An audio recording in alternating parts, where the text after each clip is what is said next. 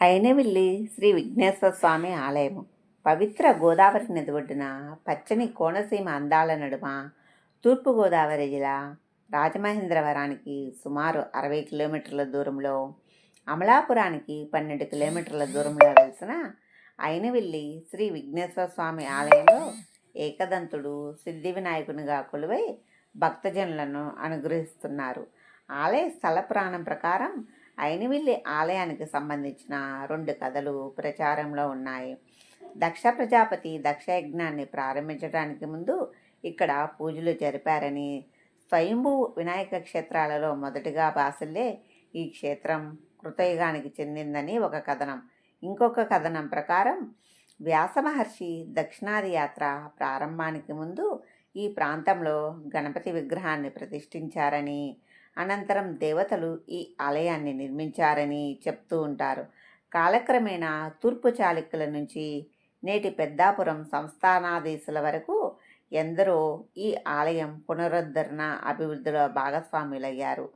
ఈ ఆలయ చరిత్ర ప్రకారం అయినవిల్లి విఘ్నేశ్వర క్షేత్రం కాణిపాకం వరసిద్ధి వినాయక క్షేత్రం కన్నా పురాతనమైనదని స్థల పురాణం ద్వారా మనకు స్పష్టమవుతుంది.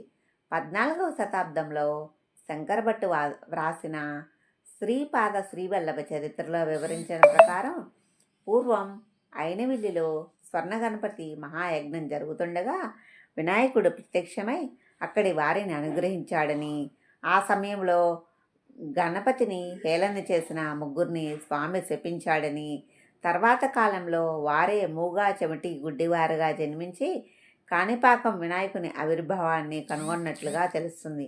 ఈ కథనం ఆధారంగా అయినవిల్లి కాణిపాకం కంటే కూడా పురాతనమైన ఆలయమని స్పష్టమవుతుంది. సాధారణంగా దేవాలయాలు తూర్పుముఖంగా ఉంటే అయినవిల్లిలో మాత్రం వినాయకుడు దక్షిణాభిముఖంగా కొలువై ఉంటాడు.